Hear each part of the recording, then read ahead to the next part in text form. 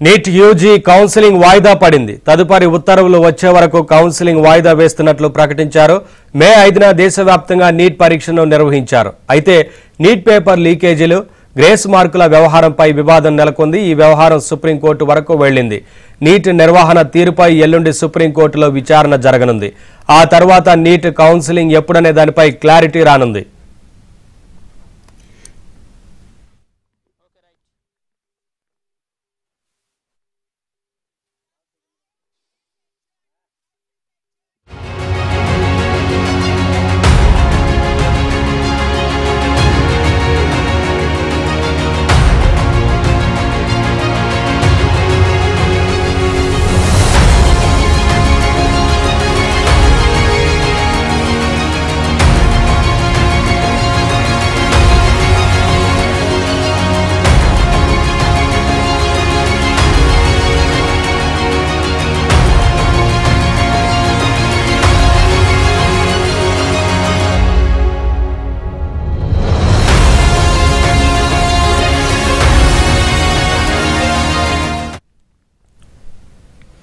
NEET UG counselling వాయిదా పడింది. తదుపరి ఉత్తర్వులు వచ్చే వరకు కౌన్సిలింగ్ వాయిదా వేస్తున్నట్లు ప్రకటించారు. మే 5న దేశవ్యాప్తంగా నీట్ పరీక్షను నిర్వహించారు. అయితే నీట్ పేపర్ లీకేజీలు, గ్రేస్ మార్కుల వ్యవహారంపై వివాదం నెలకొంది.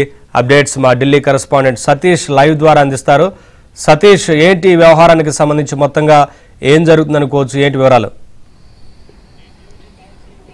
ఎస్ నవీన్, నీట్ జరగాల్సిన కౌన్సిలింగ్ అయితే వాయిదా పడింది. ప్రస్తుతానికైతే తదుపరి నోటీసులు ఇచ్చేంత వరకు కూడా నీట్ యూజీ కౌన్సిలింగ్కు వాయిదా వేస్తున్నట్టు అధికారిక వర్గాల నుంచి సమాచారం అంతా. అయితే ఎల్లుండి సుప్రీంకోర్టులో కేసు విచారణ ఉన్న సందర్భంలో దాదాపు ఇప్పటికీ అనేక మంది పిటిషనర్లు సుప్రీంకోర్టును ఆశ్రయించారు. నీట్ పరీక్షా పేపర్లు ఇప్పటికే పెద్ద ఎత్తున మొత్తం సోషల్ మీడియాలో చక్కర్లు కొడుతున్నాయి. ప్రశ్న పత్రాలన్నీ కూడా లీక్ అయ్యాయి. ఖచ్చితంగా పేపర్ లీకేజ్ అయిపోయింది. విద్యార్థుల భవిష్యత్తు మొత్తం కూడా అంధకారంగా మారిపోయింది. దాదాపు 20 లక్షల మందికి పైగా కూడా విద్యార్థులు ఇప్పటికే పరీక్షలు రాశారు. వారంతా కూడా నీట్ కౌన్సిలింగ్ కోసం ఎదురు చూస్తున్నారు. మరోవైపు పేపర్ లీకేజ్తోని ఇప్పటికే సోషల్ మీడియాలో పేపర్ చక్కర్లు కొడుతుండటంతో బీహార్లో దాదాపు నలుగురు యువకులను ఇప్పటికే అదుపులోకి తీసుకున్నారు. పేపర్ లీకేజ్ సంబంధించిన అంశంలో సిబిఐ విచారణ ఒక పక్క జరుగుతుంది. కేంద్ర ప్రభుత్వం, కేంద్ర విద్యాశాఖ మంత్రి ధర్మేంద్ర ప్రధాన్ సైతం కూడా గతంలో నీట్ పేపర్ ప్రశ్నపత్రం సంబంధించిన అంశంలో ఇప్పటికే విచారణ చేపడుతున్నాం, పారదర్శకంగా విచారణ చేస్తున్నాము. అదేవిధంగా నీట్ పేపర్ లీకేజ్ చేసిన వారిని కఠినంగా శిక్షిస్తామని చెప్తున్నాయి. మరోవైపు సిబిఐ ఎంక్వైరీకి కూడా ఆదేశాలు జారీ చేసిన నేపథ్యంలో ఇటీవల పార్లమెంట్ సమావేశాల సందర్భంగా పెద్ద ఎత్తున కూడా గందరగోళం నెలకొంది.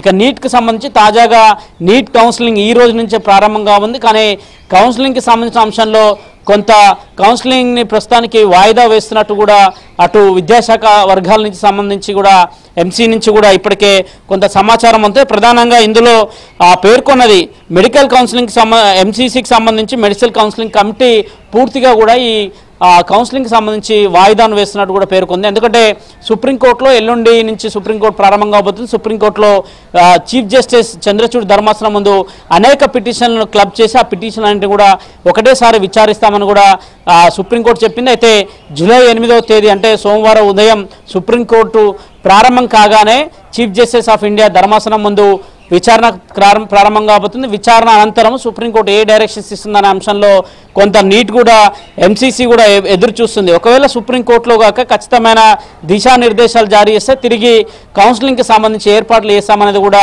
కొంత ఎంసీసీ ఒక ప్రకటన చేసే అవకాశాలు ఉన్నాయి. దానికోసమే ఎంసీసీ కూడా ఎదురు చూస్తుంది. సుప్రీంకోర్టులో ఒకవేళ పేపర్ లీకేజ్ సంబంధించిన అంశంలో సుప్రీంకోర్టు వాదనలు విన్న తర్వాతకి ఏం చెప్తారనేది కూడా ఎదురు చూడాల్సి ఉంటుంది. మరోవైపు కేంద్రం ఇప్పటికే సుప్రీంకోర్టులో నిన్న ఒక అఫిడవిట్ దాఖలు చేసింది. ప్రధానంగా అఫిడవిట్లో నీట్ పరీక్షను నిలుపుదల చేయకూడదు, కౌన్సిలింగ్ని నిలుపుదల చేయకూడదు, ఎంతోమంది విద్యార్థుల యొక్క భవిష్యత్ దీంతో ముడిపడి ఉంది, ఖచ్చితంగా పారదర్శకంగా కేంద్ర ప్రభుత్వం పరీక్షలు నిర్వహిస్తుంది. ఇట్లాంటి సందర్భంలో పేపర్కి సంబంధించిన అంశంలో నీట్ పరీక్షను రద్దు చేయడం హేతుబద్ధం కాదనే అంశాన్ని కూడా తన అఫిడవిట్లో కేంద్రం పేర్కొన్న నేపథ్యంలో ఇక ఎల్లుండి జరగబోయే విచారణ సందర్భంగా ధర్మాసనం ఏం చెప్తుంది, ఒకవేళ ధర్మాసనం నీట్ ఎగ్జామ్కి సంబంధించిన అంశంలో యథావిధిగా కౌన్సిలింగ్ నిర్వహించుకోమని చెప్తుందా, లేదంటే పేపర్ లీకేజ్ గల కారణాలు ఏంటి, ఎక్కడ లీకేజ్ అయింది, లీకేజ్ అయితే దాని ప్రభావం ఎంత మీద పడిపోయింది, ఎంతమంది ర్యాంకింగ్ పేపర్ లీకేజ్ ద్వారా సాధించారు, వారికి ప్రత్యేకమైన వారికి కాకుండా మిగతా వారికి ప్రత్యేకమైన ఎగ్జామ్ నిర్వహించమని చెప్తుందా, లేదంటే ఒకవేళ